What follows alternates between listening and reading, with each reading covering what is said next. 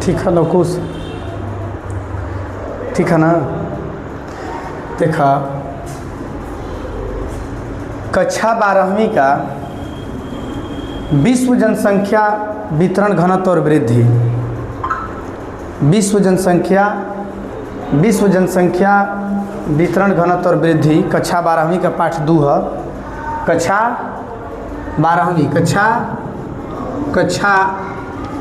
12वीं पाठ 2 है, विश्व जनसंख्या वितरण और घनत्व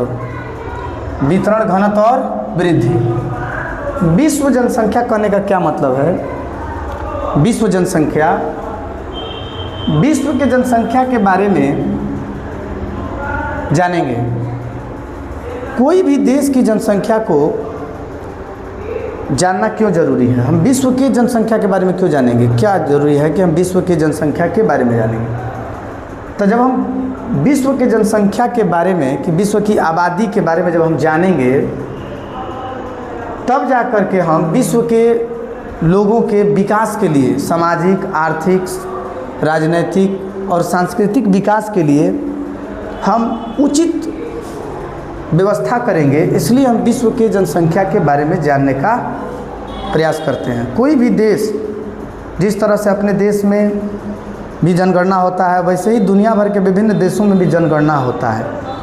जनगणना इसलिए कराया जाता है कि विश्व के आबादी का, या भारत के या दुनिया के विभिन्न देशों के आबादी का सही आकलन हो कि हमारे देश की कुल आबादी कितनी है। उस आबादी के आधार पर उस देश के लोगों के सामाजिक, आर्थिक, राजनीतिक और सांस्कृतिक विकास के लिए सरकार नियम बनाती है। इसलिए कोई भी देश अपने देश में जनगणना कराता है। वैसे ही हम जब विश्व के जनसंख्या के बारे में जानेंगे और उनके वितरण के बारे में, घनत्व और वृद्धि के बारे में जब जानेंगे, तो हम उनके विकास के योजनाओं को बनाएंगे। इसीलिए हम विश्व के जनसंख्या के बारे में जानते हैं। जैसे वितरण, घनत्व और वृद्धि। विश्व जनसंख्या वितरण का मतलब होता है कि जो आबादी है, जो दुनिया भर की जो आबादी है, वह किस प्रकार से पृथ्वी के विभिन्न स्थलाकृतियों पर बंटी हुई है, या किस तरह से वितरित है या फैली हुई है। वितरण का मतलब ये होता है। वितरण का क्या मतलब होता है? वितरण का मतलब होता है कि जो विश्व की आबादी है, दुनिया भर की जो आबादी है, वह पृथ्वी के विभिन्न स्थलाकृतियों पर किस प्रकार से बंटी हुई है। उसके बाद घनत्व।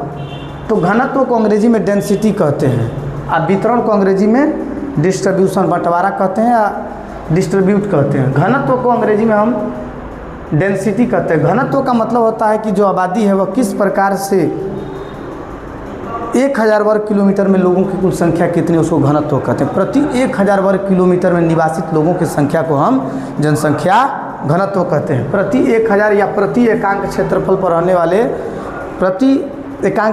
रहने वाले लोगों की संख्या को हम जनसंख्या घनत्व कहते हैं। वृद्धि, जो वृद्धि का मतलब हुआ जनसंख्या में बढ़ोतरी।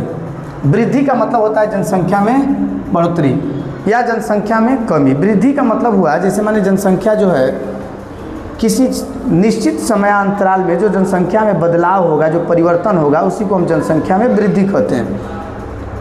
जनसंख्या में वृद्धि।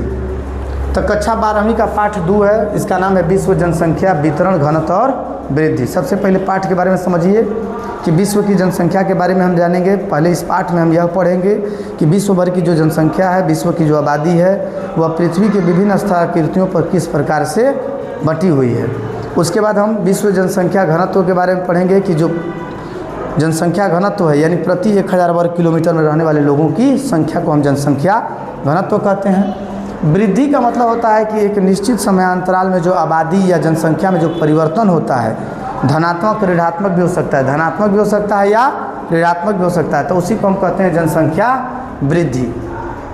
अब जैसे विश्व की जनसंख्या के बारे में कहता क्या है कि किसी भी देश के निवासी ही उसके वास्तविक धन होते हैं। इसका मतलब समझिए कि कोई भी देश का जो जनसंख्या है, कोई भी देश के जो लोग होते हैं, कोई भी देश का जो नागरिक होता है, वही उस देश का वास्तविक संसाधन होता है। क्यों?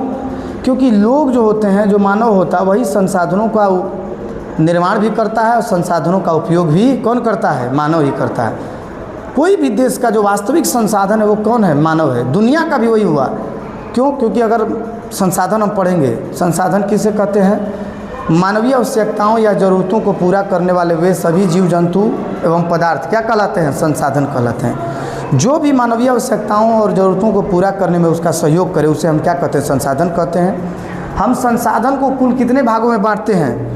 पहला चीज़ हमने कहा कि संसाधन किसे कहते हैं, तो हमने कहा कि संसाधन को अंग्रेजी में रिसोर्सेज कहते हैं। संसाधन मानवीय आवश्यकताओं और ज़रूरतों को पूरा करने वाले वे सभी जीव जंतु एवं पदार्थ संसाधन कहलाते हैं। संसाधन को हम कुल 3 वर्गों में बांटते हैं। पहला होता है प्राकृतिक संसाधन। प्राकृतिक संसाधन क्या होता है? पहला प्राकृतिक संसाधन। दूसरा होता है मानव संसाधन, मानव संसाधन। और तीसरा क्या होता है? मानव निर्मित संसाधन, मानव निर्मित